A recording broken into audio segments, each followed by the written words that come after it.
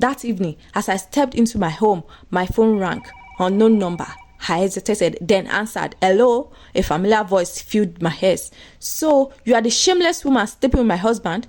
I froze. It was Dayo's wife. I hope you are ready for what's coming. She spat, because I just spoke to your husband. My stomach dropped. What? Oh, you heard me. She laughed coldly. I told him everything, every single thing. I nearly dropped the phone. My breath came in short gaps as I slowly turned around.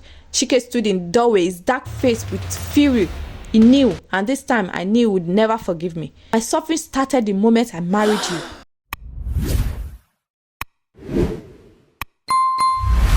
I clutched my chest, my breathing ragged.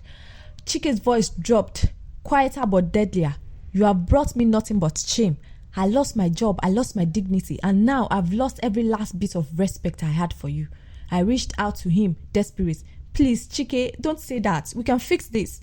He shoved my hand away like I was a poison. Fix what? Fix what, Ada? You think I can ever touch you again after this? I broke down completely, sobbing uncontrollable. I made a mistake. No, Ada, he interrupted coldly. A mistake is something that happens once. Twice there's a choice. His words cut through me like a blade. For the first time, I realized there was nothing left to save. Chike turned his back on me, walking toward the bedroom, but before he disappeared inside, he gave me one last look. Don't talk to me. Don't come near me. As far as I'm concerned, you are just a woman living under my roof, nothing more. Then he slammed the door shut. The next few days were a living nightmare. Chike barely spoke to me. When he did, it was either an insult or complete indifference. At night, I could hear him tossing and turning in bed, but he never let me get close. He slept with his back turned to me. The worst part, my boss kept calling me. Each time his voice was smooth, confident. Are you ready yet? And each time I had no answer, because for the first time in my life, I wasn't sure how far I was willing to go. The weight of everything was suffocating me. Chike's hatred, her endless financial struggles, and the shame that clung to my skin like a curse. No matter what I did, I was drowning, and there was no escape. And then my boss called again. His voice was the same as always, smooth, persuasive. Ada, you know the offer still stands. 7 million naira, a car, a better life. I clutched my phone tighter. I'll think about it, I whispered, my voice shaking. He chuckled. Don't think too long, beautiful. Opportunity doesn't wait forever.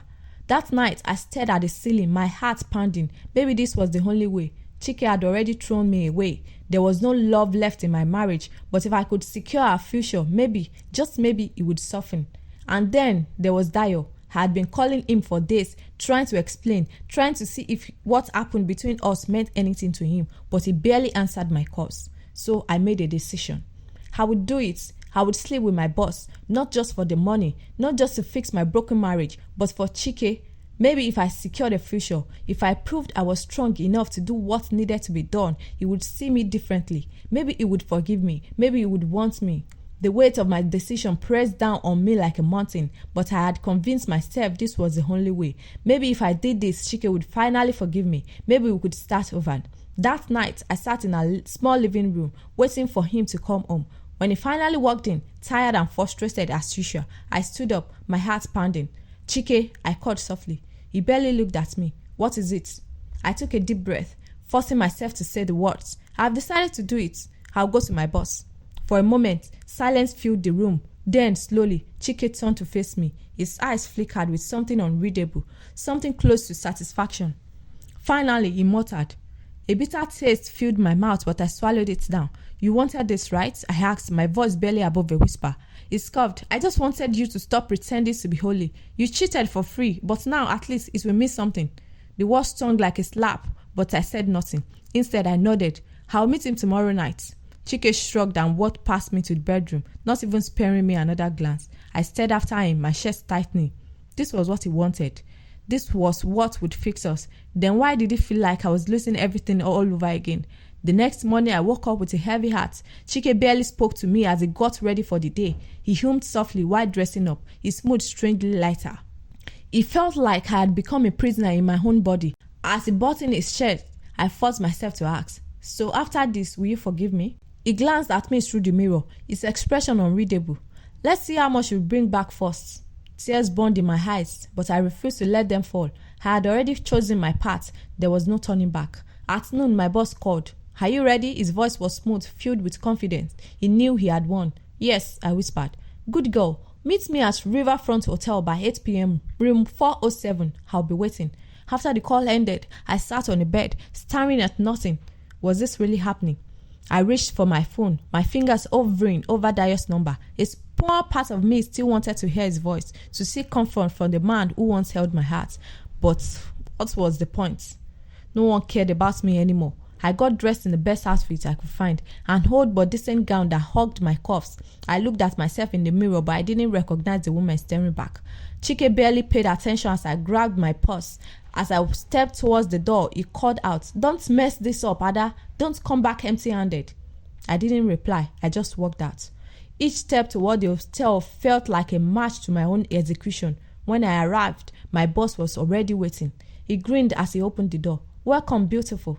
I hesitated at the threshold, my heart hammering in my chest. This was it, the point of no return. I stepped inside, and then everything changed. As the door shut behind me, a suffocating silence filled the room. My boss, Mr. Ade, leaned against the table, his eyes scanning me like a predator sizing up its prey. "Relax," he said, pouring himself a drink. "I don't bite, unless you want me to." I forced a weak smile, my stomach churning. Every fiber of my being screamed at me to turn around and leave, but I couldn't. I had made my choice. He walked over, offering me a glass of wine. "Drink," he said. I hesitated, then took a small sip, my hands trembling. "That's better," he smirked and sat down on the edge of the bed, tapping the space beside him. "Come, let's talk." I obeyed, sitting stiffly, my heart racing. "You know, Ada," he began, swelling his drink. "I've wanted you for a long time. I knew you were a strong woman, but I also knew you'd come to me eventually." I remained silent, my throat dry. "You chose wisely," he continued. "Your husband, he should be thanking me. After tonight, your life will change." He reached out, his fingers grazing my thigh, and at that moment, something inside me snapped. I suddenly saw everything clearly. I saw Chike's cold, disgusted eyes. I saw Dio smirk as he used me and discarded me. I saw myself breaking, falling, losing every piece of my dignity just to earn forgiveness that was never truly mine to earn.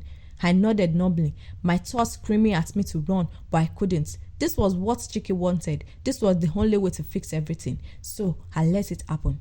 I closed my eyes and let him touch me. I pretended it wasn't me lying there. I pretended I wasn't breaking. When it was over, I felt hollow. I sat up, pulling the sheets around me as Mr. Ade stood and stretched, satisfied. He walked to the drawer, pulled out an envelope, and tossed it onto the bed. 7 million naira, just as promised. "And don't worry about the car. I'll have it delivered to you soon." I stared at the envelope. This was what my body was worth. Tears pricked my eyes, but I swallowed them down. Mr. Ade leaned down and lifted my chin with his finger. "No regrets, Ada. This is just business." I forced a nod, grabbed my things, and left. By the time I got home, it was late. I stepped inside, my heart hammering as I met Chike's expectant gaze. "Did you do it?" he asked coldly.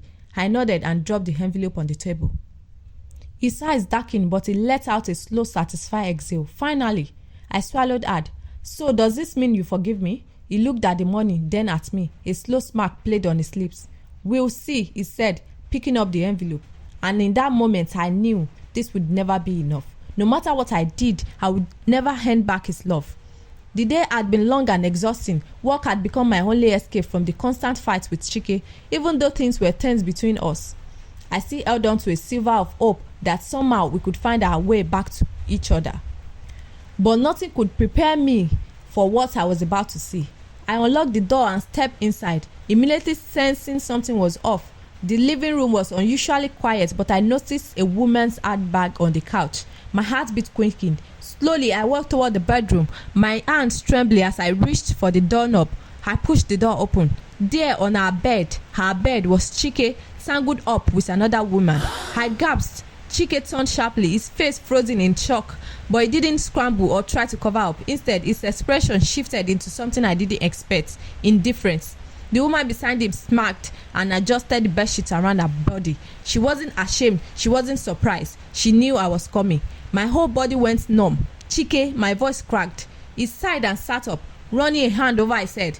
"You are back earlier than I thought." I stared at him, my heart pounding painfully. "So this is it? After everything? After all I did to fix us?" He chuckled, a bitter, empty sound. "Fix us, Ada? There was nothing left to fix." Tears blurred my vision. "Then why did you stay? Why didn't you just leave?" He shrugged because watching you beg for my forgiveness was entertaining. I felt my whole world shatter. All this time, I thought we were struggling. I thought he was still hurting, still punishing me because he loved me in some twisted way. But he never intended to forgive me. I laughed, not out of amusement, but from the realization that I had wasted so much of my life on this man. I laughed as I turned around, walked to the closet, and pulled out my suitcase. Chike frowned. "What are you doing?" I threw my clothes inside the bag with no care. "What does it look like?" "I'm leaving, Chike." He scoffed. "You have nowhere to go." I zipped the suitcase and looked at him with a smile that felt foreign on my face. I don't need a destination. I just need to be anywhere but here. And for the first time in 2 years, I felt free. As I reached the front door, my phone rang. I checked the caller ID. It was my boss. His voice was smooth as he spoke. "I miss you, Ada."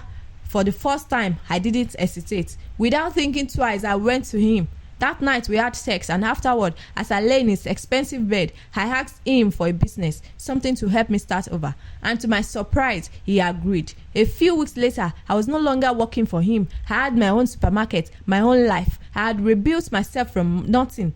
Months passed, my business flourished. I felt independent, strong, happy. Then one evening, as I was arranging goods on the shelves, I heard a familiar voice behind me. "Nice place." I turned around and froze. It was Chike. He stood there, hands in his pockets, looking at me like a man who had lost everything. "Ada, I'm sorry," he said softly. "I was wrong about everything."